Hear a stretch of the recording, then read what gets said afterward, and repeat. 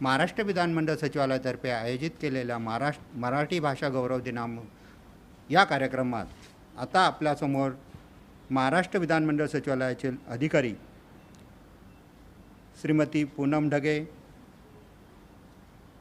संगीता विधाते कक्ष अधिकारी, प्राजक्ता कुलकर्णी कक्ष अधिकारी, श्रीमती मीरा सावंत सहाय्यक लेखाधिकारी या चौघी पु ल देशपांडे यांची नारायण ही कथा व श्रीमती पूनम ढगे अवर सचिव या मराठी आपली राजभाषा ही कविता सादर करणार आहेत। यामध्ये विशेष असा आहे की या चौघीही एकत्रित असं हे कविता वाचन आणि नारायण ही कथा म्हणणार आहेत। तरी मी त्यांना विनंती करतो की त्यांनी आपली कथा सुरू करावी। नारायण, पाण्याचं तबक कुठे आहे? नारायण, मंगळसूत्र येणार आहे नारे वेळेवर? नारायण, बँडवाले अजून नाही आले काय हे?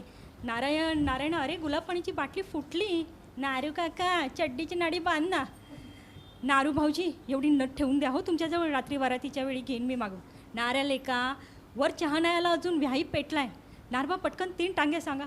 50 ठिकाणाहून 50 तऱ्हेचे हुकूम येतात आणि लग्नाच्या मांडवात हा नारायण हे हल्ले अत्यंत शिताफीने परत करीत उभा राहतो। नारायण एक सार्वजनिक नमुना, तसं पाहायला गेलं तर हा नमुना प्रत्येक कुटुंबात असतो। कुठल्याही मंगल कार्याला स्वयंसेवकगिरी हा जन्मसिद्ध हक्क असलेला हा प्रत्येकाचा कुठून ना कुठेतरी नाते लागणारा नारायण घरात लग्न कार्य निघालं की कसा वेळेवर टपकतो।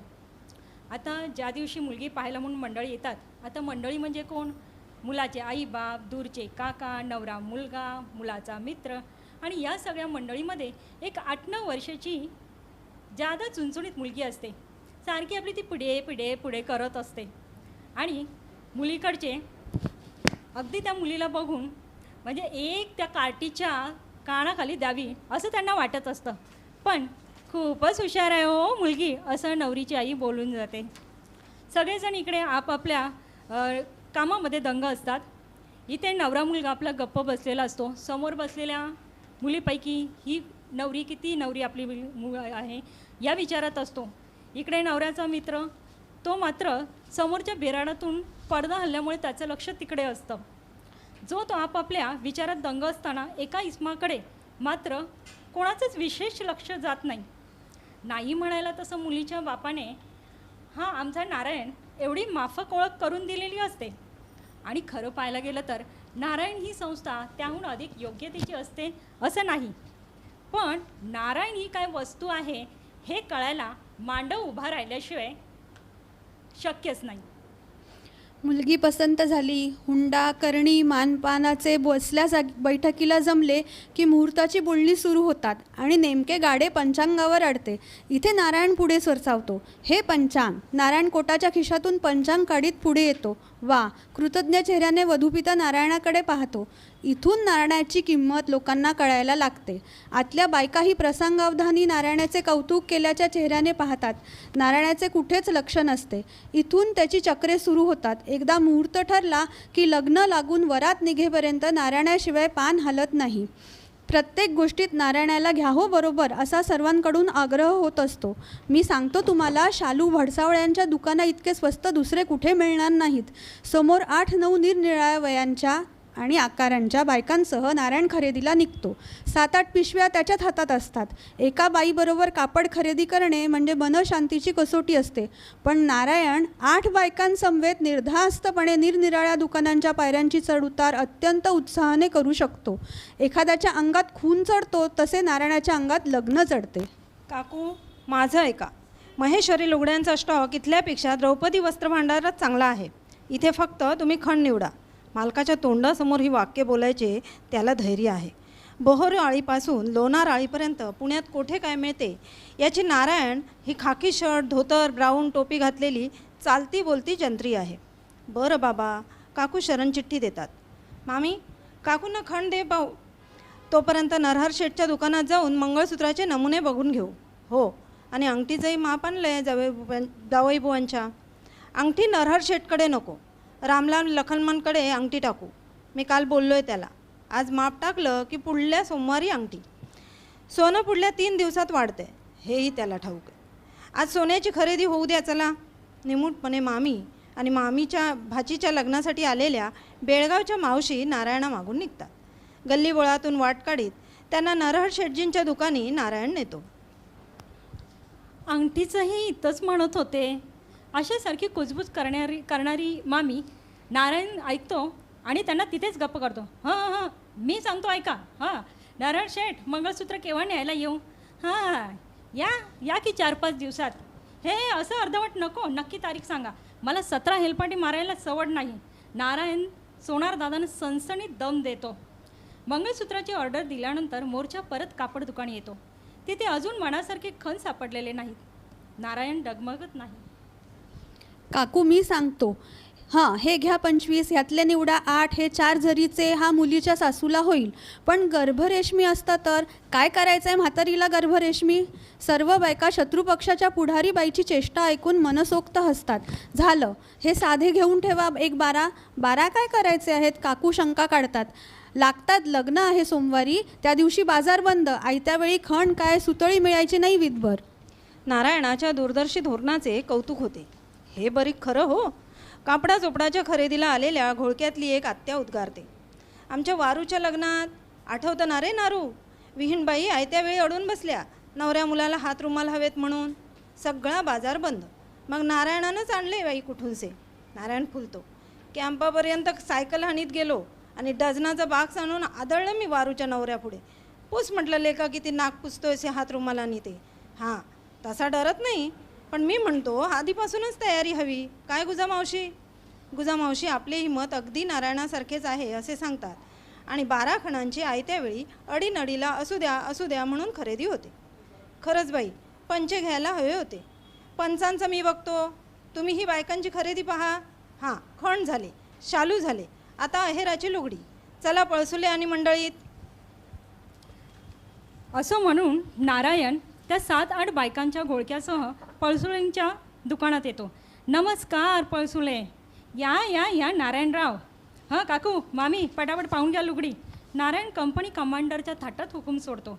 अरे यांना लुगडी दाखवा, आमच्या मामे बहिणीचं लग्न आहे. हो का? पळसुले आणि मंडळी अगत्य दाखवतात. तुमचे मामा म्हणजे? अहो भाऊसाहेब पेंडसे, रिटायर्ड सब डिव्हिजनल ऑफिसर. बरं त्यांच्या का मुलीचं लग्न? पळसुले पटापट साड्या दाखवा. अरे माधव त्यांना तो परवा नवा नागपुरी स्टाक आलाय तो दाखव. असं सांगून पळसुले आणि मंडळी अगत्य फुगवतात. बायका मात्र या नारायणाची जाईल तिथे ओळख हो ह्या कौतिकी चेहऱ्याने नारायणाकडे पाहतात. आणि नारायण देखील पळसुले आणि मंडळी करून तपकिरीची डबी घेऊन चिमूटभर तपकीर नाकात कोंबून आपली सलगी सिद्ध करतात. मग दुकानदार पळसुले दुकानदारी आस्थेने विचारतात, शालू बिलूची खरेदी झाली का? नारायण होते. खरं तर नारायण पलीकडच्या दुकानात शालू खरेदी केल्याची दादच लागू देत नाही. तात्पर्य खरेदी संपते आणि निमंत्रण पत्रिकांचा विचार सुरू होतो. वधूवरांचे फोटो द्यायचे की नाही, खाली आपले नम्र, ह्याच्यात कोणाकोणाची नावे घालायची, छापखाना कुठला, टाईप कुठला, शाई कुठली, सारे काही नारायण ठरवतो आणि बाकीचे निमूटपणे ऐकतात. उद्या संध्याकाळी प्रूफो येतील, नीट तपासा, नाहीतर त्या अण्णूच्या लग्नात झाली तशी भानगड व्हायला नको. अहो काय सांगू काकू, या काकू म्हणजे कपडे खरेदीला गेलेल्या काकू नव्हेत, त्या येवल्याच्या काकू, या अंतूच्या काकू. काकू कौतुकाने कानावरचा पदर मागे टाकून ऐकू लागतात. अहो अण्णू आपला, त्याच्या लग्नात निमंत्रण पत्रिका त्यांनी छापून घेतल्या गोणेश्वर प्रेसमध्ये. मी म्हणत होतो आमच्या हरिभाऊंच्या ज्ञानमार्ग मुद्रणालयात घ्या, पण नाही ऐकलं माझं. म्हटलं मरा. अय्याच्या वयाची कोणीतरी मुलगी मरा या शब्दाने दचकून ओरडते. अय्या काय भीतो का काय मी? नारायणाला अवसान येते. मी त्यांना वार्न केलं होतं की गोणेश्वर छापखाना म्हणजे नाटक सिनेमाचे तिकीटं आणि तमाशाची हँडबिलं छापणारा. तो निमंत्रण पत्रिका छापणार काय डोंबल? पण नाही. आणि तुला सांगतो काकू, पत्रिका छापून आल्या आणि जोड्यानं मारल्यासारखी बसली मंडळी. म्हणजे सांगतो निर्घाट उकलीच्या तंत्राने नारायण कथा सांगतो. पत्रिका आला बरं का, पोस्टात पडल्या. मी आपली सहज पत्रिका उघडून पाहतो तर काय, पत्रिकेच्या खाली वडील मंडळींच्या निमंत्रणास मान देऊन अगत्य येण्याचे करावे असं असतं की नाही. तिथं तिकीट विक्री चालू आहे ही ओळ छापलेली. सर्व बायका मनमुराद हसतात. जळलं मेल्याचं लक्षण. अरे लग्न म्हणजे काय सिनेमा वाटलं का काय तुझ्या गुणेश्वराला. सारांश काय, पत्रिका उद्या येतील त्या नीट तपासा, नाहीतर एक म्हणता एक व्हायचं. चला मी निघतो. तू कुठे निघालास उन्हाचा? चहा घेऊन जा थोडा. इथे चहा पीत बसलो तर तिथे आचार्याची ऑर्डर कोण दिली? नाना तेरे देसाईला भेटतो जाऊन. नाना तेरे देसाई कोण? अगं तो चोळखण आळीतला स्वयंपाकी पुरवायचं कंत्राट घेतो तो. पण मी म्हणत होते नारायणा की आपलं एकदम 400 पानांचं कंत्राट द्यावं. एक उपसूचन. छे छे छे छे महागात लागेल. तेरे देसाई हा बेस्ट माणूस. 4 आचारी पाठवेल. वाढायचं आपण काय ते बघू. लगेच टोपी चढून नारायण चोळखण आळीच्या दिशेला सायकल हाणू लागतो. आणि खुद्द लग्नाच्या दिवशी नारायण म्हणजे डोकं गमावलेल्या मोरारबाजी सारखा मांडवात थैमान घालत असतो. अक्षरशः थैमान. आज त्याच्यावर चौफेर हल्ले होत असतात. आणि या घाई गडबडीत त्याच्या एका हातात केळीच्या पानाचा बिंडा, बगलेत केरसुणी, कशासाठी तर बोले झाडायला. खिशातून उदबत्त्यांचा पुडा डोकावत असतो. एका हातात कुणाचं तरी कार्टं धडलेलं असतं. आणि तोंडाने क्रिकेट कॉमेंट्रीच्या वेळी रेडिओ जसा अविश्रांत ओरडत असतो तसा त्याच्या जिभेचा पठ्ठा चालू आहे. हं भटजी, ही केरसुणी पांड्या बोलच स्वच्छ झाडून घे. कोण? मंगल कार्यालयाचे मॅनेजर. मला कशाला बोलवत आहेत? त्यांना म्हणावं इकडे या. वसंतराव, अहो वसंतराव, पॅन्ट सोडा. अहो पॅन्ट सोडा म्हणजे धोतर नेसा बघू झटपट. देव बसायला पाहिजे एव्हाना. काकू काकू शांत राहा. बँड संध्याकाळी. आता सनई चौघडा. बरोबर 7 वाजता हजर आहे तिथे सनईवाले. तुम्ही चिंता नका करू. बायकांचा फराळ आटोपला की नाही. काय किल्ली? काय हवं आहे? तामण मी देतो. किल्ली बिल्ली मिळायची नाही. हां या या या तेरे देसाई. मधुमावशी ते आचारी आलेत. तुम्ही चला सरळ. काय टांग्याचं भाडं देतो मी. तुम्ही जा जा जा तुम्ही. चोळखण आळीपासून इथपर्यंत रुपया तीर्थरूपांना मिळाला होता का तुमच्या?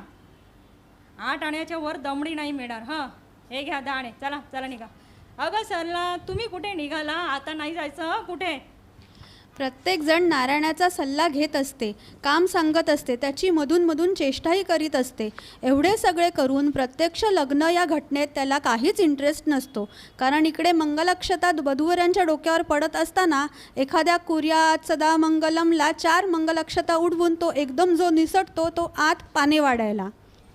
पंक्तीत वाढायचे काम वास्तविक नारायणाचे नव्हे, पण पाणी वेळेवर वाढायचे नाही हा एक लग्नातल्या वाढप्यांचा शिरस्ताच आहे. बर्फ आणायला पाठवलेली मंडळी कधीही वेळेवर येत नसतात. पंगत उठत आली की बर्फ येतो. मग नारायण भडकतो आणि पाणी वाढण्याचे काम स्वतःच करतो. ग्लासे, कप, द्रोण, फुलपात्रे, वाट्या जे काय हाताला लागेल ते प्रत्येकाच्या पानाच्या पुढे आदळीत. थोडे पाणी कपात, थोडे पाणी ताटात, अशा थाटात दन दन पाणी वाढत जातो. मधूनच श्लोकांचा आग्रह सुरू होतो. मंडळी आडेवेडे घेतात. बराच वेळ कुणी श्लोक म्हणत नाही हे पाहून नारायण दणदणीत आवाजात शुका सारिखे पूर्ण वैराग्य ज्याचे हा श्लोक एका हातात पाण्याची झारी आणि दुसऱ्या हातात खास आग्रहाचे जिलब्यांचे ताट घेऊन ठणकावतो. श्लोकांची माळ सुरू होते.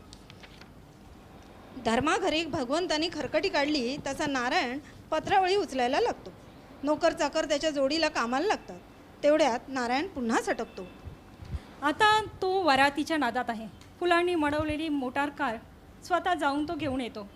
बँडवाल्याने चांगली गाणी वाजवा रे अशी धमकी पण देतो. रात्री 11-12च्या सुमारास वरात निघते.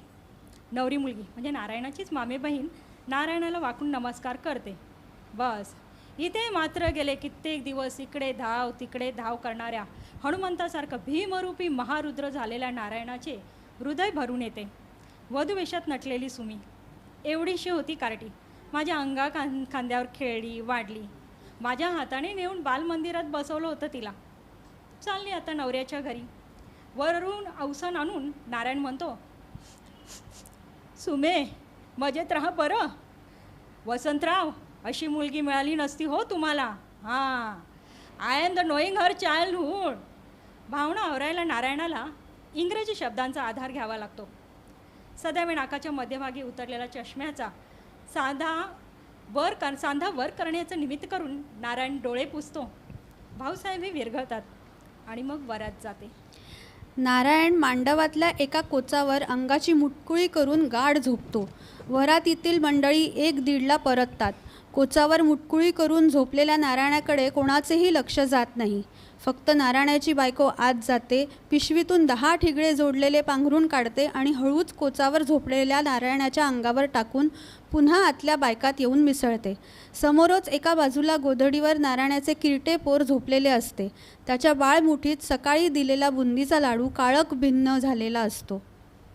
मांडवात आता फक्त एका कोचावर नारायण आणि लांब दुसऱ्या टोकाला मांडववाल्याचा नोकर घोरत असतात.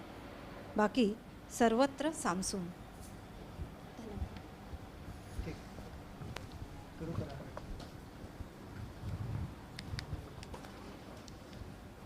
नारायण कथा संपलेली आहे.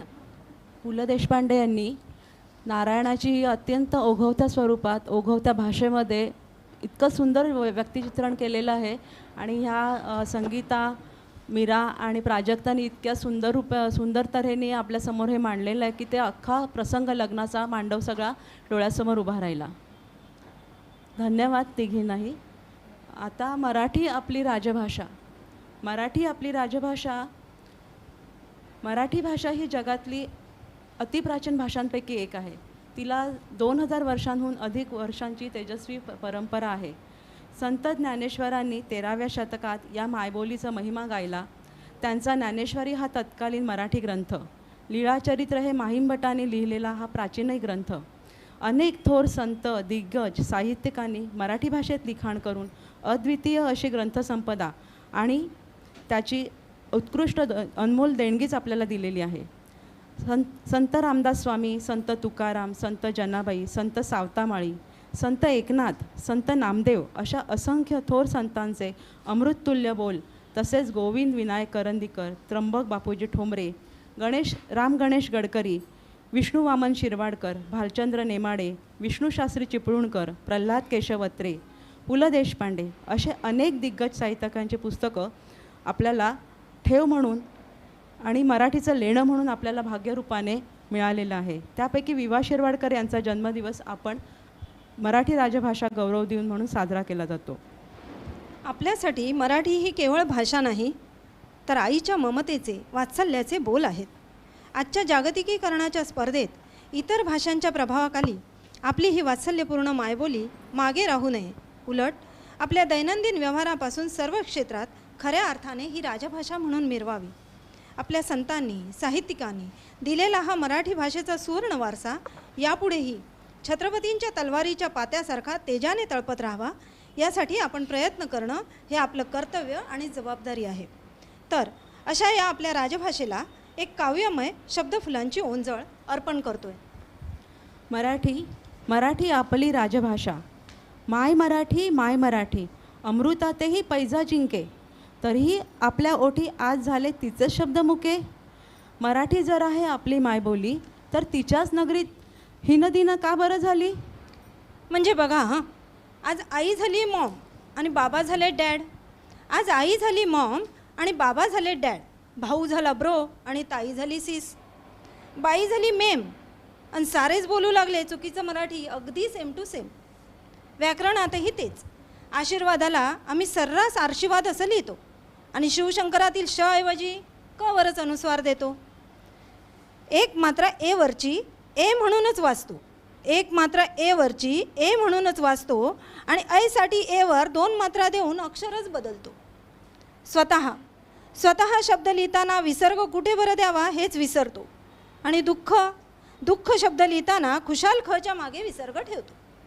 बरं, हे चुकलं असं कोणी सांगितलं तर तेच ते म्हणून मोकळे होतो. काय आणि किती चुकीचं करतोय मराठी लेखन. अहो, इथं बोलतानाही चुकतंय आपलं मराठी संभाषण. या मराठीची ये नगरी अनेक अजरामर संत, कवी अन लेखक होऊन गेले. आपल्यासाठी शुद्ध आणि अलंकारिक मराठीचा वारसा देऊन गेले. पण त्यांची मराठी साहित्य संपदा वाचनालयातच पडून राहिली आणि आमची पिढी मोबाईलमधल्या इंग्रजीत रमून गेली. पण राजभाषा मराठीला खरंच राज्ञीचा दर्जा द्यायला हवा, तर आपल्याला हा मराठी संपदेचा वारसा मनापासून जपायलाच हवा. पडून राहिलेल्या साहित्य संपदेवरची धूळ आपणच झटकायला हवी आणि प्रत्येकाच्या ओठी असावी मायबोलीच्या प्रेमाची ओवी. चला चला आपण सारे मिळून आपल्या दैनंदिन व्यवहारात, शिक्षणात, अगदी प्रत्येक क्षेत्रात मराठीचा अट्टहास धरू आणि अचूक शुद्ध मराठीचंच वाचन, लेखन, संवाद करू. वारसा हक्कानं मिळालेला हा मराठीचा तेजस्वी दिवा आपणच अभिमानानं तेवत ठेवायला हवा. मग खऱ्या अर्थाने आपली राजभाषा मराठी राणी म्हणून मिरवेल आणि महाराष्ट्राची मान अजूनच अभिमानाने उंचावेल. महाराष्ट्राची मान अजूनच अभिमानाने उंचावेल. धन्यवाद. धन्यवाद. धन्यवाद. धन्यवाद.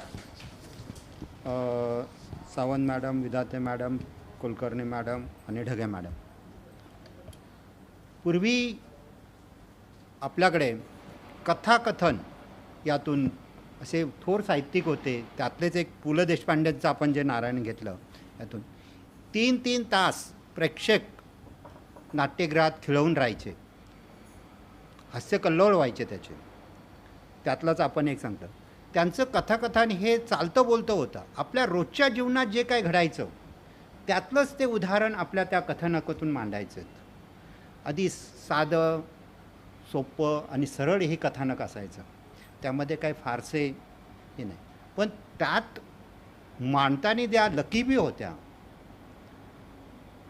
तो विशेष होता आणि त्यातून हे हास्याचे फवारे फुलायचे.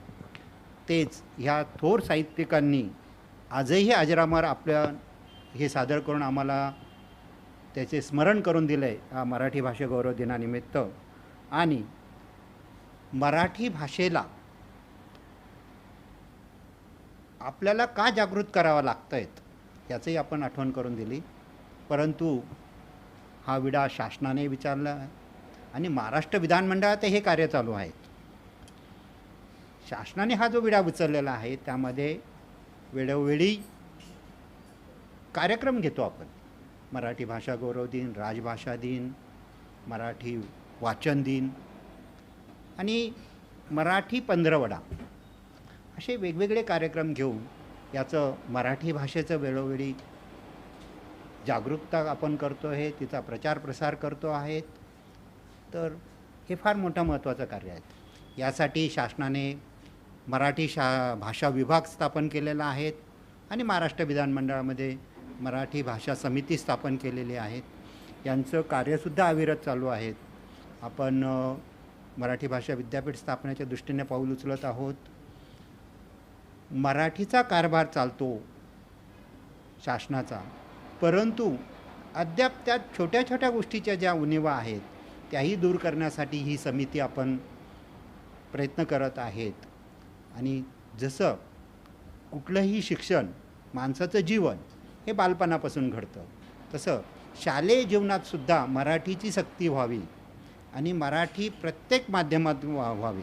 इंग्रजी असेल, आंतरराष्ट्रीय इंग्रजी भाषा असेल, या सर्व शाळांमध्ये ते होणं गरजेचं आहे. त्या दृष्टीने मराठी भाषा विधानमंडळाची ही जी समिती आहे ती काम करत आहेत. आणि आपण एक सुंदर कथानक आणि आत्ताचे मराठी भाषेचे जे विचार मांडले त्याबद्दल आपल्या सर्वांचे धन्यवाद. जय हिंद.